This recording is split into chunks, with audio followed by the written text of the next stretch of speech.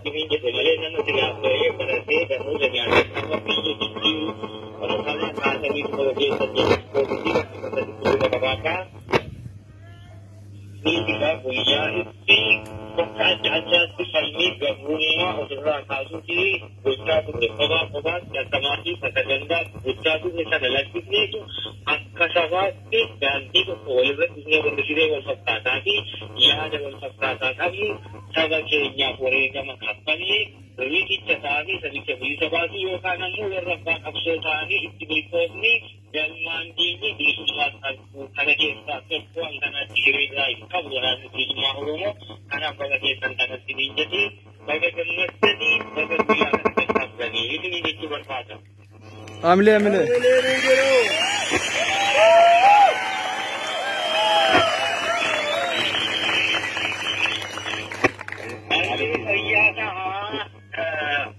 Warani di semua Oromo, sama Oromo di Papua, negeri Oromiati.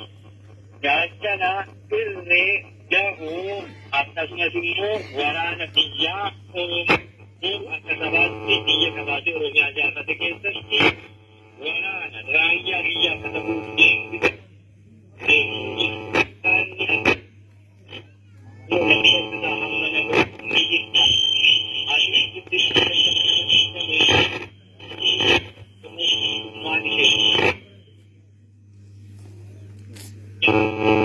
Aku memakai benda pun ya.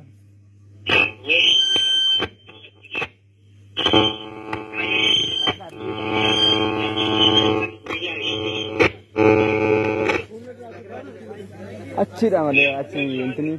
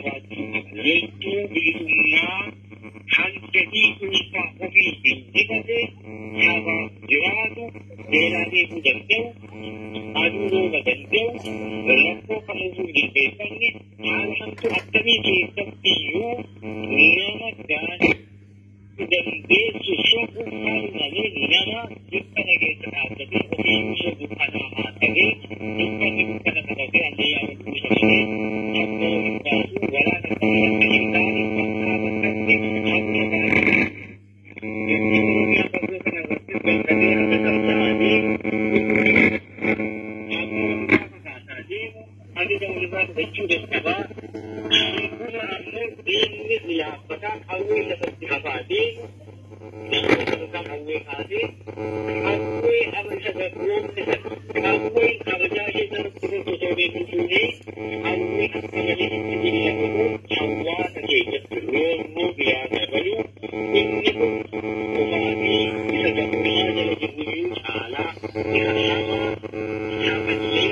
Apa jisu ini dengan mereka berdua jelas tu sangat jelas ala itu yang tu dari ini lakukan kita kawan ini awal tangkap saja awal pasang saja mu sabab kewajiban ini kamu namu sebab jika kita sudah mari kepasu kepada masalah aja itu kalau mari di atas namu sesuatu itu